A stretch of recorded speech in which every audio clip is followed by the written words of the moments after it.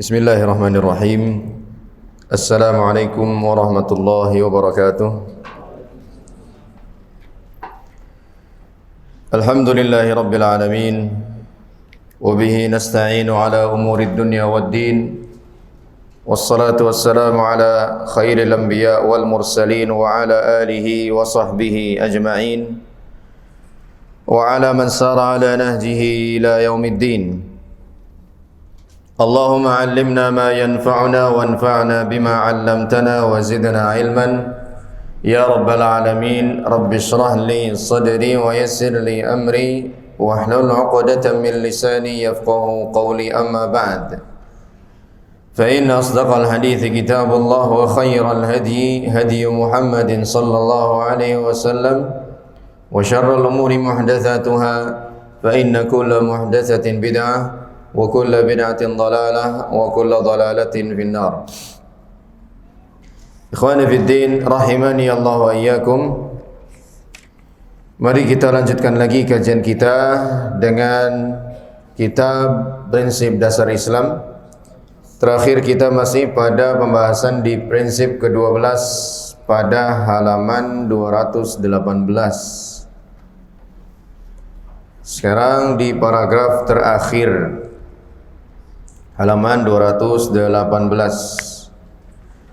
Penulis hafizahullah ta'ala berkata, kita wajib bersikap hati-hati terhadap propaganda sesat dan kufur yang menyatakan bahwa di antaranya semua agama baik, semua agama sama, kebersamaan antar agama, satu Tuhan, tiga agama, persaudaraan antar agama, persatuan agama, perhimpunan agama samawi, persatuan agama ilahi, persatuan kaum beriman, persatuan agama-agama tingkat nasional, satu surga banyak jalan, dialog antar umat beragama.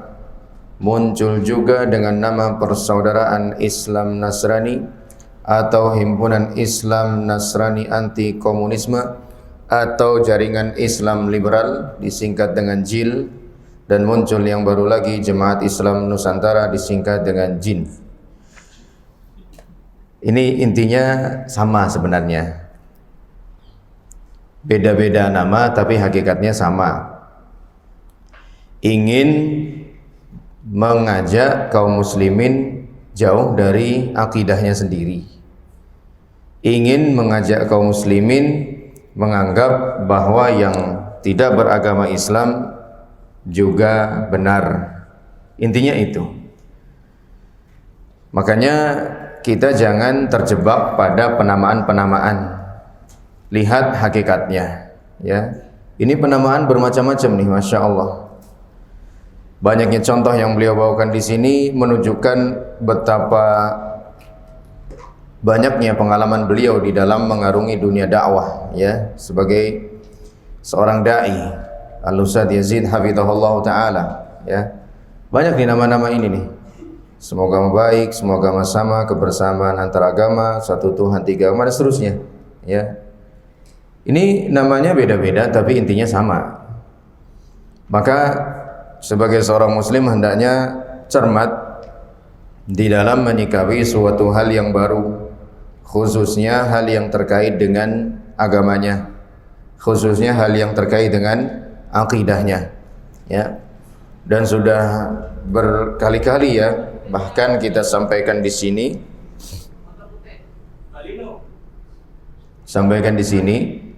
bahwa di antara talbis iblis, ya, atau tipu daya iblis adalah menamai suatu hal tidak dengan namanya, ya. Ada riba disebut dengan bunga, ya. Kemudian selamat ulang tahun juga diganti dengan apa sekarang, ya, orang-orang tuh nyebutnya barakallahu fi umrik, begitulah, ya. Barakallahu fi umrik, ya. Kelihatannya kan islami sekali gitu, ya. Tapi sama saja sebenarnya, selamat ulang tahun, ya. Selamat ulang tahun. maka jangan terjebak pada penamaan-penamaan tanpa mengetahui hakikatnya. Ya memang seringkali manusia itu terlalu tergesa-gesa di dalam menerima suatu hal atau menolaknya. Dia menilai hanya sebatas pada covernya saja, tidak menelisik jauh ke dalamnya sebenarnya hakikatnya itu bagaimana. Nah ini kalau kita cermati semua hal ini hakikatnya sama. Termasuk JIL, nama lama dari Jemaat Islam Nusantara, JIN itu hakikatnya juga sama. Dahulu saat mereka menggunakan jaringan Islam liberal itu nggak laku, ya, karena jelas-jelas membuat metode yang baru di dalam agama, juga jelas-jelas ditolak oleh banyak orang. Akhirnya mereka ubah namanya jadi Jemaat Islam Nusantara, tapi hakikatnya sama. Sama-sama ingin menjauhkan kaum muslimin dari Al-Quran dan As-Sunnah. Mereka pengennya kaum muslimin di sini itu berislam dengan Islamnya Nusantara, ya. Kalau berislam dengan Islamnya Nusantara, berarti ya sudahlah, jangan berislam dengan Islam yang ada di Arab sana, begitu. Maka saat mereka terus-menerus mendiskreditkan Arab, ya, itu sebenarnya yang mereka target bukan Arabnya, tapi Islam yang sesungguhnya yang mereka target. Tapi kalau mereka langsung menyasar pada kata Islamnya, kita nggak usah berislam lah begitu, ya pasti langsung ditolak mentah-mentah oleh kaum muslimin. Maka dibangkitkanlah rasa nasionalisme, ya, bangsa kita dengan cara menomorsekiankan Arab. Padahal ketika menomorsekiankan Arab, sesungguhnya yang mereka target bukan Arabnya, tetapi Islam yang sesungguhnya yang muncul di sana, ya. Untuk bisa nasionalis itu tidak harus anti-Islam, ya. Untuk bisa nasionalis tidak harus anti-Islam. Bahkan kalau kita belajar Islam yang sesungguhnya, justru Islam ini agama yang mengarahkan kita, menjaga kita untuk menjaga keutuhan negeri kita, menjaga keutuhan dan keamanan negara kita masing-masing, ya. Bagaimana tidak? Dalam banyak hadisnya Nabi sallallahu alaihi wasallam, ya, menyampaikan hal itu. Wajibnya kita menjaga keamanan, menebarkan keamanan dan menghilangkan hal-hal yang mengganggu. Beliau sallallahu alaihi wasallam mengatakan, al-haya'u syu'batun minal iman, imatatul adha 'anit tariq, wal haya'u syu'batun minal iman. Ya. Al-imanu bid'un wa sab'una syu'bah aw bid'un wa sittuna syu'bah, fa afdaluhu qawlu la ilaha illallah, fa afdaluha qawlu la ilaha illallah, wa adnaha imatatul adha 'anit tariq, wal haya'u syu'batun minal iman. Iman itu, kata Nabi SAW, cabangnya ada 70 sekian atau 60 sekian. Yang paling tinggi ucapan la ilaha illallah, dan cabang yang paling rendah menyingkirkan gangguan dari jalan. Coba diperhatikan, menyingkirkan gangguan dari jalan saja diperintahkan, apalagi menyingkirkan gangguan dari negeri kita, justru lebih diperintahkan lagi, ya. Sekedar balok yang terserak di jalanan itu kita disuruh menyingkirkannya, jangan dibiarkan.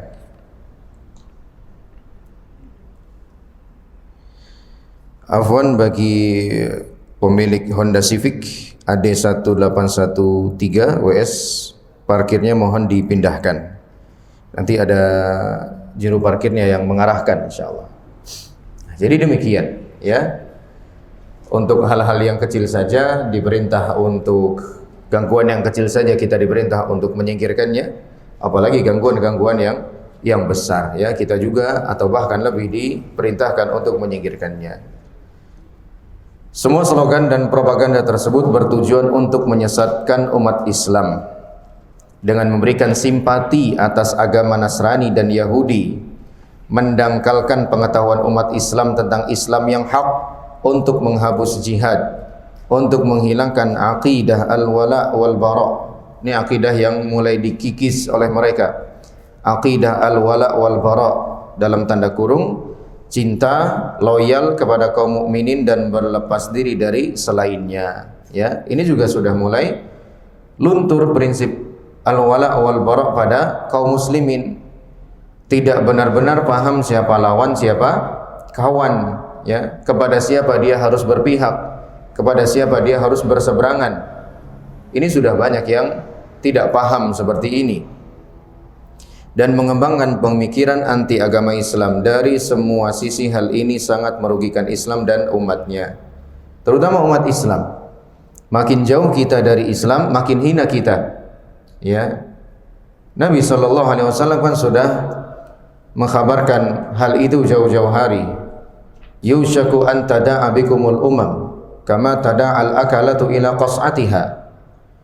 Hampir-hampir umat-umat yang lain itu menyerbu, mengeroyok kalian sebagaimana orang-orang sudah siap untuk menyantap hidangan yang ada di atas meja makan. Jadi kita ini diumpamakan oleh Nabi SAW seperti hidangan makanan.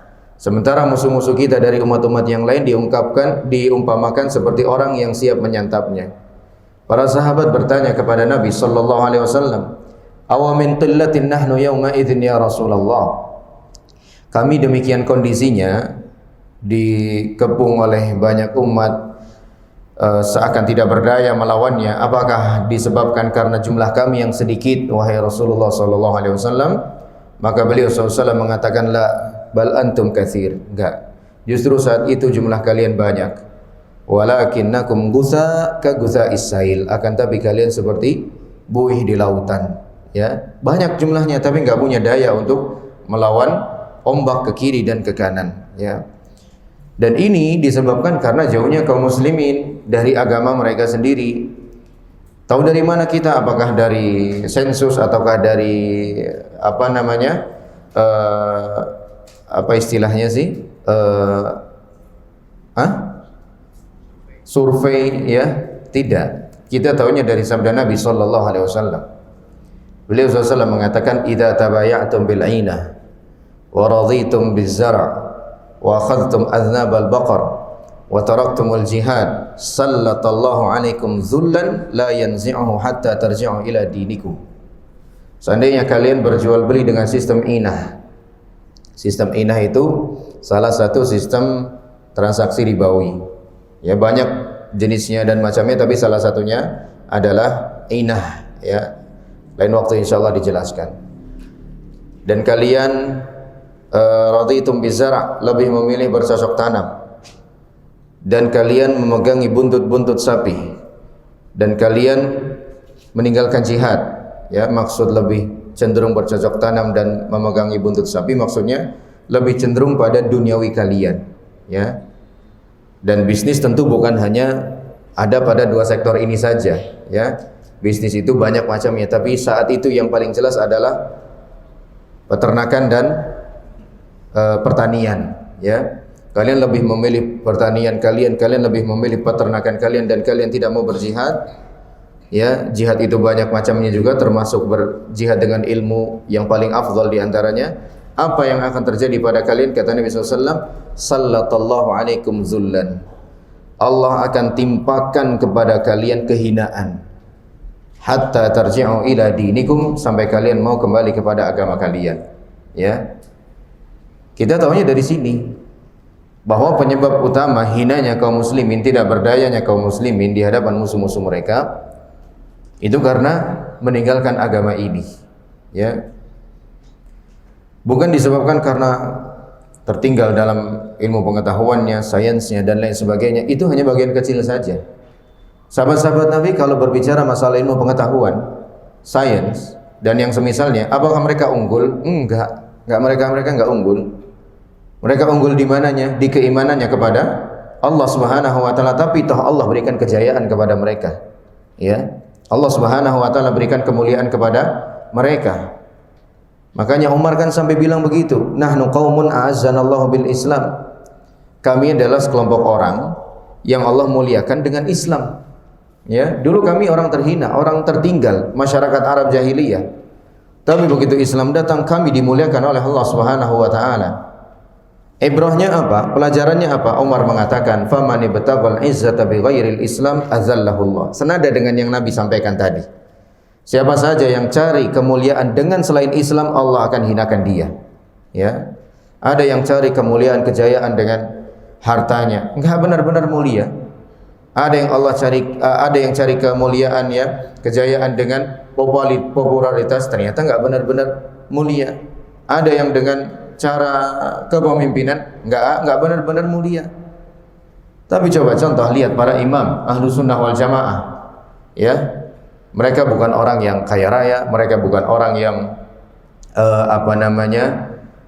berpangkat tinggi di tengah masyarakatnya, tapi namanya diabadikan oleh Allah Subhanahu wa taala. Siapa yang enggak kenal Al-Imam Al-Bukhari?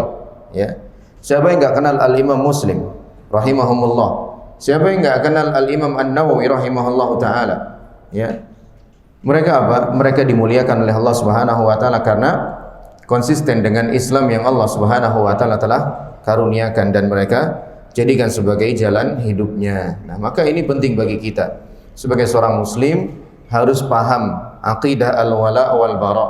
Kepada siapa kita harus berwala, kepada siapa kita harus bara. Al-wala itu artinya bersikap loyal, bara itu artinya berlepas diri. Semua propaganda sesat tersebut merusak aqidah Islam. Sedangkan akidah merupakan hal yang paling pokok dan asas dalam agama ini. Karena agama yang mengajarkan prinsip ibadah yang benar kepada Allah, karena agama yang mengajarkan prinsip ibadah yang benar kepada Allah saja hanyalah agama Islam. Jadi sebelum berbicara masalah ibadah, sebelum berbicara masalah akhlak, sebelum berbicara masalah muamalah, sebelum berbicara masalah dakwah, hal yang lebih dulu harus kita tekankan, tanamkan dalam-dalam adalah masalah akidah. Ya. Nabi SAW saja kan 13 tahun berdakwah di Mekah, sebelum akhirnya hijrah di Madinah, dakwah beliau berfokus pada masalah akidah. Surat-surat Al-Quran yang turun di fase pertama dakwahnya Nabi SAW, yaitu saat beliau belum hijrah ke Madinah, ke semua surat itu atau mayoritas surat-surat Al-Quran itu berbicara masalah akidah, berbicara masalah keimanan kepada Allah, berbicara tentang masalah keimanan terhadap hari akhir, tentang akhirat, tentang kehidupan setelah kematian. Semuanya itu masalah akidah atau masalah akhlak? Masalah akidah. Ya, amma yatasaalun 'anin naba'il 'azim alladzi hum fihi mukhtalifun wan nazi'ati gharqa wan nasyitati nashta. Idza syamsu kuwirat, idza samaa'un fatarat. Ini semua ayat-ayat atau surat-surat Makkiyah. Surat-surat yang Allah turunkan sebelum hijrahnya Nabi ke Madinah, dan ke semua surat itu berbicara seputar akidah. Belum ada masalah akhlak yang disinggung. Ya, belum ada masalah ibadah-ibadah yang disinggung oleh Allah Subhanahu wa taala, karena akhlak akan percuma, ibadah akan percuma kalau tidak dilandasi dengan akidah yang sahihah. Tidak dilandasi dengan akidah yang salimah. Sebagaimana yang dikabarkan oleh Rasulullah SAW tentang seorang Arab jahiliyah yang semasa hidupnya dikenal sebagai orang yang sangat dermawan, sosialnya baik sekali kepada orang-orang di sekitarnya, namanya Ibnu Jada'an. Ya, semua kenal dia sebagai orang baik lah, nggak ada yang enggak. Orangnya entengan, gampang nolong, bantu dan seterusnya. Tapi dia mati dalam keadaan musyrik kepada Allah Subhanahu wa taala. Maka Aisyah radhiyallahu taala anha ingin tahu, ya, bagaimana sih nasib orang seperti itu? Semasa di dunia hidupnya bagus, dia baik sekali, ya, kepada sesama, kepada orang lain, bahkan mungkin kepada yang enggak kenal pun dia baik. Aisyah bertanya kepada Nabi SAW, bagaimana nasibnya di akhirat wahai Rasulullah SAW? Nasib si Ibnu Jada'an tadi. Maka Nabi SAW mengatakan huwa finnar, dia masuk neraka. Li'annahu lam yaqul qattun Allahumma ighfir khati'ati yaumaddin. Dia masuk neraka karena sepanjang hidupnya dia tidak pernah meminta ampunan kepada Allah Subhanahu wa taala, tidak mengimani Allah Subhanahu wa taala, ya. Dan ini kan yang biasanya disampaikan mereka-mereka yang entah ragu sendiri, entah ngajak orang lain ikut ragu. Masa iya sih ada orang baik, ada orang berakhlak mulia, ya kepada orang lain sosialnya sangat tinggi, dermawan dan lain sebagainya. Kemudian begitu mati dia masuk neraka gara-gara nggak beragama Islam. Nggak adil banget loh gitu. Ya, kalau orang awam mungkin manggut-manggut aja. Iya juga ya. Masa Allah sejahat itu sih? Masa Allah sezalim itu sih cuma gara-gara statusnya tidak beragama Islam saja, ya dia jadi masuk neraka. Padahal sepanjang hidupnya dia baik. Di sisi lain ada orang yang beragama Islam tapi akhlaknya hancur-hancuran kepada sesama. Ya, wah boro-boro dermawan. Ya, untuk sekedar diem aja udah bagus dia, nggak ganggu orang lain. Tapi agamanya Islam. Begitu mati, ujung-ujungnya dia masuk surga. Keadilan macam apa ini? Ya, kan mungkin orang awam akan mengiyakan saja, iya juga ya. Ya, maka kita katakan ya, kebaikan-kebaikan itu semuanya akan bernilai, akan berharga kalau memang ada Islamnya, ada akidahnya, ada imannya. Ya, jangankan di dalam kehidupan akhirat, di dalam kehidupan dunia saja berlaku kok. Ya, ada seorang anak, ya, dia hadir di kelas, dia bersikap baik kepada gurunya, bersikap baik kepada kawan-kawannya, dia mengikuti pelajaran dengan baik, ya.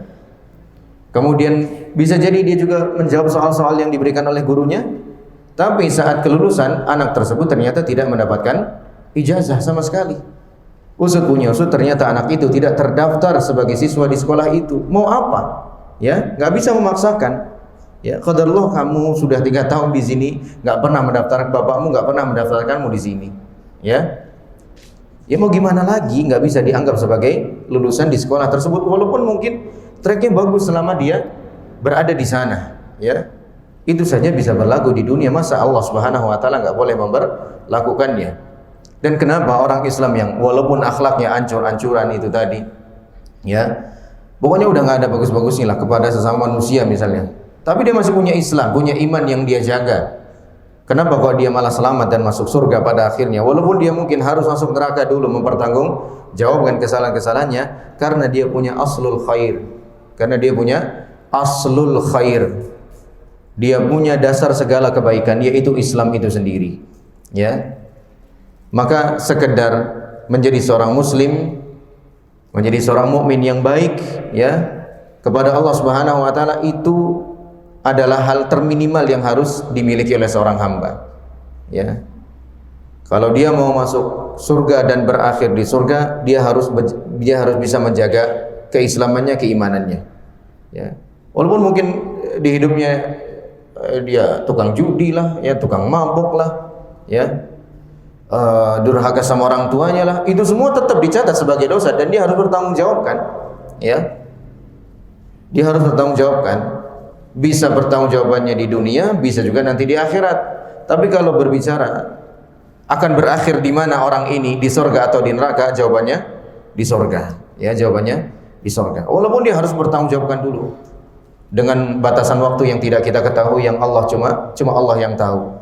Ya, maka seburuk-buruk ya seorang muslim, seorang mukmin, tetap dia lebih baik di hadapan Allah daripada sebaik-baik orang kafir. Ya, seburuk-buruk seorang mukmin, akhlaknya lah, ya, perilakunya lah, perangainya lah, di hadapan Allah tetap dia lebih baik dibandingkan seorang yang kufur kepada Allah Subhanahu wa taala. Abu Thalib, paman Nabi SAW, kurang baik apa? Yang Abu Thalib jaga bukan sembarang orang. Yang Abu Thalib lindungi, bantu bukan sembarang orang. Siapa yang dia bantu? Rasulullah sallallahu alaihi wasallam. Apakah Abu Thalib membantu Nabi cuma saat Nabi sudah jadi Rasul saja? Enggak, bahkan saat Nabi masih anak-anak. Ditinggal wafat ibundanya, Nabi diasuh oleh siapanya? Kakeknya. 2 tahun berselang kakeknya ikut meninggal dunia, ganti diasuh oleh Abu Thalib mulai usia 8 tahun. Berada dalam perawatan pengasuhan Abu Thalib, ya. Sampai 40 tahun pun Nabi SAW masih berada di dalam pengawasan Abu Thalib. Sampai jadi Nabi pun Nabi masih di bawah penjagaan Abu Thalib. Tapi toh akhirnya Abu Thalib tetap masuk neraka karena dia tidak mau beriman kepada Allah Subhanahu wa taala. Makanya Nabi SAW ketika berkata kepada Abu Thalib, la astaghfiranna laka ma lam unha anka. Abu Thalib mati dan tidak mau mengucapkan la ilaha illallah sampai akhir hayatnya. Kemudian Nabi mengatakan, aku akan memohonkan ampun kepada Allah buat kamu selama aku tidak dilarang oleh Allah. Enggak lama berselang, Allah Subhanahu wa taala turunkan firman-Nya, ma kana linabiyyin ay yastaghfiru lil musyrikin. Tidak pantas bagi seorang nabi dan orang-orang yang beriman untuk memohonkan ampunan bagi orang musyrik. Ayat ini turun berkenaan wafatnya Abu Thalib dalam keadaan musyrik, di mana Nabi bermaksud ingin memohonkan ampunan tapi ternyata dilarang oleh Allah Subhanahu wa taala. Ya. Dan kalau Allah melarang Nabi SAW untuk memohonkan ampunan buat Abu Thalib, berarti Abu Thalib mati dalam keadaan mukmin atau musyrik? Musyrik. Kalaulah Abu Thalib mati dalam keadaan mukmin, kemudian berhak mendapatkan surga, Nabi enggak akan dilarang oleh Allah Subhanahu wa taala untuk memohonkan ampunan kepada Allah buat Abu Thalib. Itu contoh yang paling nyata, Abu Thalib, ya. Begitu baiknya luar biasa kepada Nabi SAW. Pokoknya kalau udah ada Abu Thalib, gak ada yang berani ganggu Nabi SAW. Ya, termasuk Abu Jahal gak berani ganggu Nabi SAW. Ya, padahal Abu Thalib sama Abu Jahal ini kan adik kakak, ya. Gak berani ganggu Nabi SAW. Sampai pernah dikatai oleh Abu Thalib, ya. Dalam ucapannya Abu Thalib itu, Abu Thalib mengatakan begini, ya. Ya musaffirastih, ya musaffirastih, ya. Sampai ngatain begitu Abu Thalib kepada Abu Jahal, padahal dua-duanya sama-sama musyrik nih, ya. Maaf kalau diterjemahkan nih agak jorok begitu, ya. Agak menjijikkan, ya. Sampai ngatain demikian. Ya musaffirastih. Ya, kalau penasaran di googling aja ntar, ya. Itu padahal dua-duanya sama-sama musyrik, ya. Abu Thalib musyrik, Abu Jahal musyrik, tapi bedanya Abu Jahal memusuhi Nabi SAW luar biasa habis-habisan, Abu Thalib musyrik tapi membela Nabi SAW. Tapi ternyata, ya, kebaikan-kebaikan dia tetap tidak menghantarkan dia ke surga Allah Subhanahu wa taala. Memang demikianlah ketentuan Allah Subhanahu wa taala. Allah Subhanahu wa taala berfirman, "Walan tardha 'ankal yahudu walan nasara hatta tattabi'a millatahum. Qul inna hudallahi huwal huda. Wala in ittaba'ta ahwa'ahum ba'da alladhi ja'aka minal ilmi ma laka minallahi min waliyyin wala nasir." Dan orang-orang Yahudi dan Nasrani tidak akan ridha kepada kamu, hai Muhammad sallallahu alaihi wasallam, sebelum engkau mengikuti agama mereka. Katakanlah, sesungguhnya petunjuk Allah itu adalah petunjuk yang sebenarnya, dan jika engkau mengikuti keinginan mereka setelah ilmu, setelah kebenaran sampai kepadamu, maka tidak akan ada bagimu pelindung dan penolong dari Allah Subhanahu wa taala. Jadi ini memang merupakan sunnatullahi al-kauniyah, ya. Ketetapan Allah Subhanahu wa taala yang pasti terjadi, ya. Mau atau enggak mau kita pasti terjadi. Orang-orang Yahudi dan Nasrani akan selalu membenci kita, tidak akan pernah rela membiarkan kita berada di dalam keimanan kepada Allah Subhanahu wa taala, ya. Sunnatullah al-kauniyah, ya. Ini dipakai istilah ini, sunnatullah al-kauniyah. Jangan lagi pakai istilah hukum alam, ya. Hukum alam enggak menghukum, enggak menetapkan hukum, ketentuan enggak sama sekali. Yang menetapkan semua itu adalah Allah, ya. Orang-orang kan biasanya pakai kata-kata apa? Hukum alam, ya. Enggak bukan hukum alam. Sunnatullah al-kauniyah. Ketetapan Allah Subhanahu wa taala yang pasti terjadi, ya, tidak bisa dihindari. Dari awalnya pemurtadan dilakukan langsung oleh orang-orang kafir Yahudi dan Nasrani. Orang-orang kafir dari Yahudi dan Nasrani berusaha menyekolahkan anak-anak kaum muslimin di negeri kafir dengan beasiswa gratis agar mereka murtad dari agama Islam. Dan mereka juga menggunakan tokoh-tokoh mereka, ya, yang mereka bayar, yang mereka gaji. Mereka gunakan orang-orang munafik, zindiq, ahlul bidah. Mereka disuruh untuk membuat yayasan, perkumpulan, gerakan, organisasi dengan nama-nama yang tidak pernah ada sejak dahulu dan tidak pernah didengar oleh orang-orang tua kita. Mereka buat nama jaringan Islam liberal, jaringan Islam Nusantara, fikih lintas agama. Oh, ini keren nih, ya, fikih lintas agama, keren banget ini, ya. Sangat-sangat ilmiah, ya. Tapi intinya sama. Mencampur adukan akidah, ya. Akidah Islamiyah dengan akidah yang kufriyah tersebut, ya. Dan nama-nama lainnya. Tapi tujuan mereka satu, yaitu memurtadkan umat Islam. Kalau langsung disuruh murtad umat Islam enggak mau lah, ya. Bagaimana caranya? Dibikin ragu-ragu dulu, ya. Akan Islam yang benar adalah Islam yang dibawa oleh Rasulullah sallallahu alaihi wasallam. Ya, dibikin ragu akan kebenaran itu dan dibikin yakin akan kebatilan. Bahwa Islam yang benar adalah Islamnya Nusantara, ya. Bahwa Islam yang benar Islam Nusantara. Dan kalau sudah seperti itu, bisa murtad nggak dia? Bisa murtad, ya. Kenapa bisa murtad? Karena dia mengingkari firman Allah Subhanahu wa taala, Allahu a'lamu haitsu yaj'alu risalatah. Allah itu paling tahu kepada siapa, di mana Allah menganugerahkan kerasulannya. Allah itu paling tahu, ya. Kepada siapa, bangsa apa, di mana, kapan Allah menganugerahkan kerasulannya. Kepada siapa ternyata? Kepada Nabi Muhammad sallallahu alaihi wasallam. Orang apa dia? Orang apa beliau? Orang Arab, orang Quraisy, ya, 14 abad yang lalu. Itu pemilihan, penunjukan oleh Allah Subhanahu wa taala, bukanlah sebuah kebetulan, ya. Memang Nabi Muhammad sallallahu alaihi wasallam lah satu-satunya manusia yang pantas menjadi pengemban risalah tersebut. Kalau sudah demikian, ya sudah selesai keputusannya. Semua harus ngikut ke sana. Kalaulah kita buat perumpamaan, Islam saat itu Allah turunkan di Eropa, ya sudah kita harus berkiblat ke Eropa, ya. Kalaulah kita buat perumpamaan, Islam saat itu Allah turunkan di benua Amerika, ya sudah kita berkiblatnya ke sana, ya. Tapi kan ternyata Allah Subhanahu wa taala turunkan Islam itu di Arab. Mau apa kita? Allah yang memilih kok. Dan Allah mengatakan Allahu a'lam, Allah yang paling tahu mana yang tepat untuk menerima dan mengemban kerasulan ini.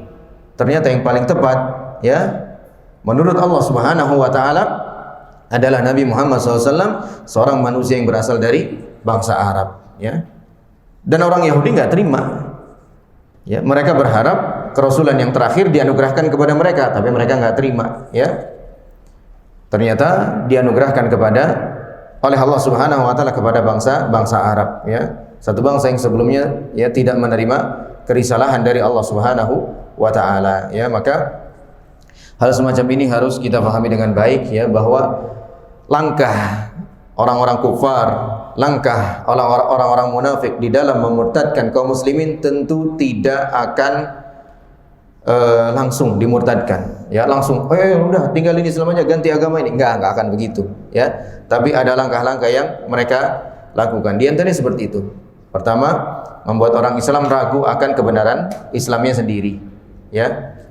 Atau dibuat anti terhadap Arab, ya, anti terhadap Arab dengan cara membangkitkan semangat nasionalismenya, ya. Oh, itu kan budaya Arab, cadar, ya, jenggot budaya Arab, ya, tidak isbal celana ngatung cingkrang itu budaya Arab. Udah nggak usah lah, kita pakai budaya sendiri aja, ya. Apa beneran Arab yang mereka nggak sukain? Enggak, ya. Apa beneran budaya asing yang mereka nggak sukai? Enggak. Ternyata budaya-budaya Eropa, orang-orang kufar, mereka adopsi enggak? Mereka adopsi.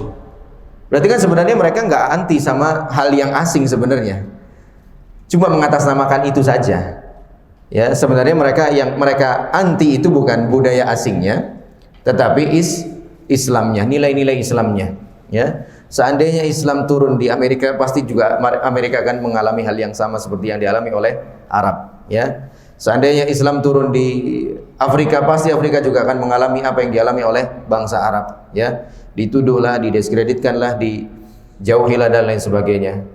Lagi-lagi bukan karena bangsa mereka sebagai bangsa Arab, akan tapi karena Islam ada di sana, ya. Karena Islam ada dan muncul di sana.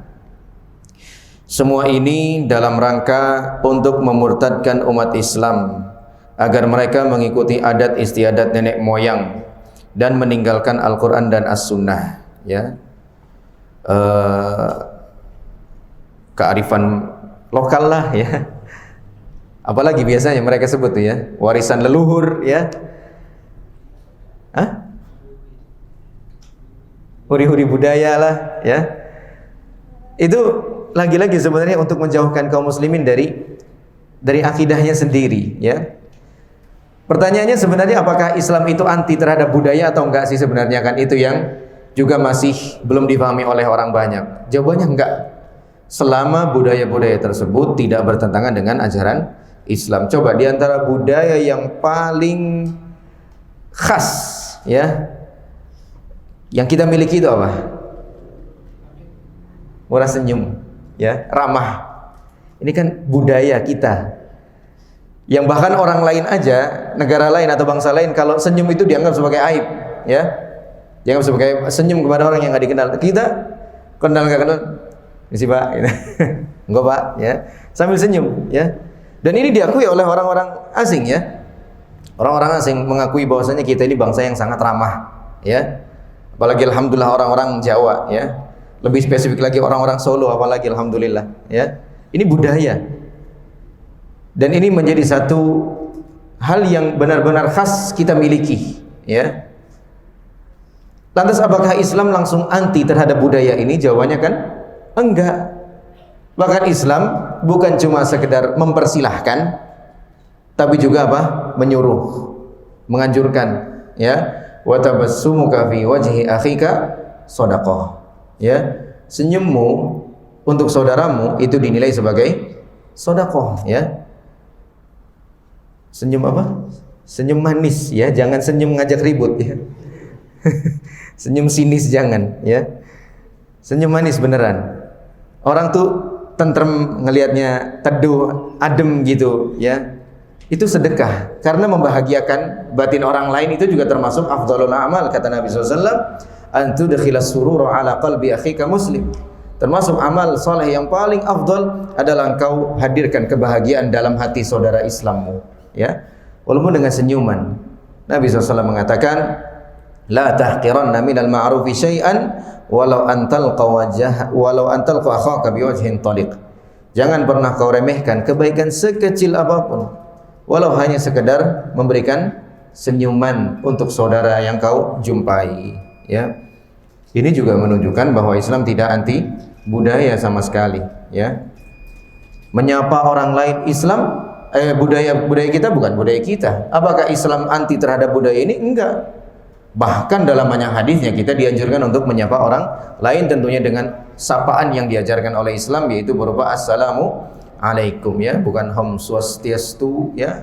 Apalagi biasanya namo budaya, apalagi salam kebajikan, enggak itu, ya. Apalagi salam olahraga, bukan, ya.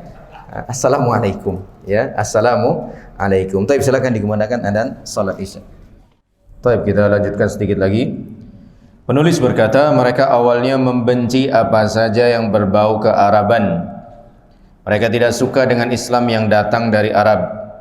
Mereka menuduh Islam dari Arab adalah penjajah. Akhirnya mereka membenci Islam.